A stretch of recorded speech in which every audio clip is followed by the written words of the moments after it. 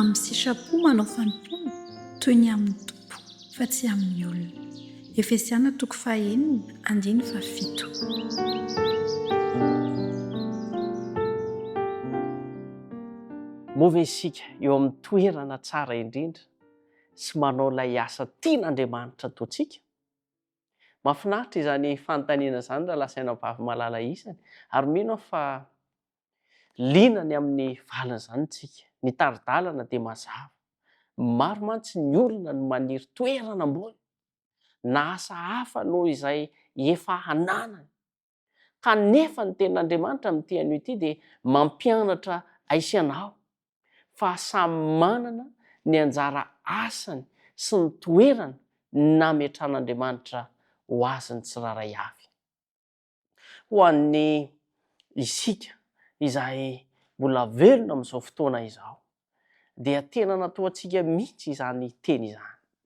Satria ny tena zava-dehibe ihany koa dia tsy ny halehiben'ny toerana izay misy atsika, fa ny tena zava-dehibe amin'Andriamanitra dia ny fahatokiana amin'ny fanatanterana ny sitrapon'Andriamanitra. Andriamanitra anie dia mahalala tsara ny tsiraray avy. Eny hoy Saotra Masina, ny volondohantsika aza anie dia voaisany avokoa.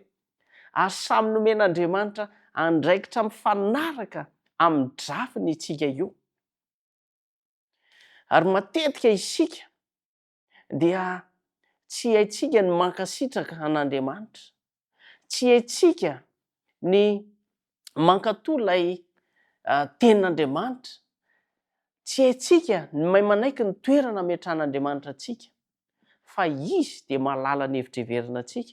Hainy hoe ito no ho ataonao. Ary rehefa manaiky ny hotarian'Andriamanitra isika, eo zany ny tena zava-dehibe dia ny fanekentsika ny fitarian'Andriamanitra.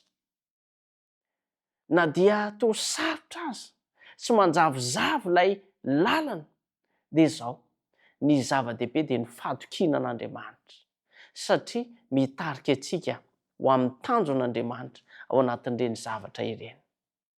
Rehefa manaraka ny sitrapon'Andriamanitra isika dia mahita fity eo anatrehany.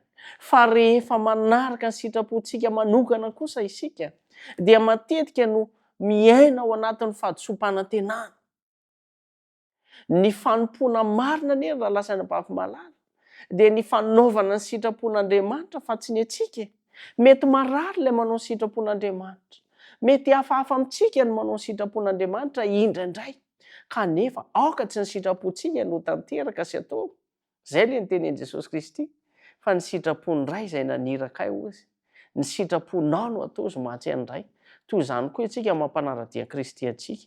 Ary amin'ny mahazanak'Andriamanitra antsika dia antsoina isika hilefitra eo ambany fitariana sy hanao ny asa rehetra toy ny ataontsika ho an'i Jesosy Kristy. Tsy jerena olona izany io, tsy andrasantsika fankasitrana amin'ny olona izy io, fa ho ataontsika ho an'Andriamanitra. Ary ny zava-dehibe dia ny anarantsika voasoratra any an-danitra. Rehefa miteny ampanetretena isika hoe aoka tsy ny sitrapoko anie no atao Andriamanitra fa ny anao, dia mitondra filaminana sy fahombiazana eo amin'ny fiainantsika, eo Andriamanitra izay vavahantsika eo. Matoki izany ianao. Satria samy manana ny toerana sy ny anjara fanompony eo amin'ny drafitr'Andriamanitra ny tsiraray avy. Ary ny fahasambarana sy ny fahombiazana marina dia tsy avy amin'ny fanarana sitrapontsika mihitsy izy io, fa avy amin'ny fankatoavana sy ny fahatokiana amin'ny toerana sy ny drafitra omen'Andriamanitra antsika tsiraray avy. Raha lasaina vavy malala ao amin'ny tompo, anio dia manasa anao amin'ny fomba manokana Andriamanitra mba handinika ny fonao indray. Aza velao tonga ho azy izao fotoana izao. Mbola mikatsaka ny sitrapontsika ve isika? Mikatsaka ny sitraponao ve ianao sa efa manaiky ny sitrapon'Andriamanitra? Aoka isika hatoky ny fitarian'Andriamanitra. Hitoetra amin'ny toerana izay nametran'Andriamanitra antsika ary ataontsika mpahatokiana ny iraka sy ny asa ametran'Andriamanitra aiza ianao.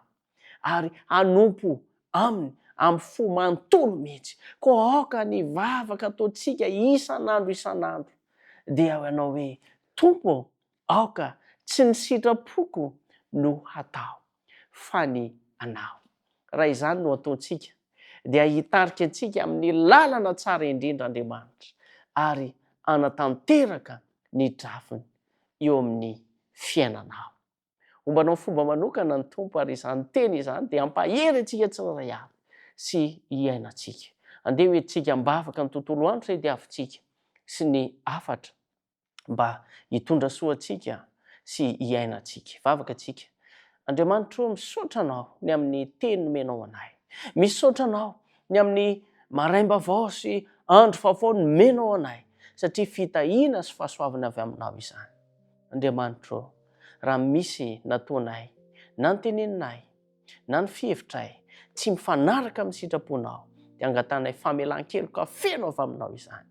Koa ankehitriny Andriamanitra, tsapanay fa tsara ianao ary ny teninao dia nampianatra anay fa tsy tokony hikatsaka ny sitraponay izahay fa ny sitraponao irery ihany no ataonay loha laharana satria rehefa manao izany izahay dia omenao anay ny fiadanana sy ny fahasoavana ary ny fanantenana.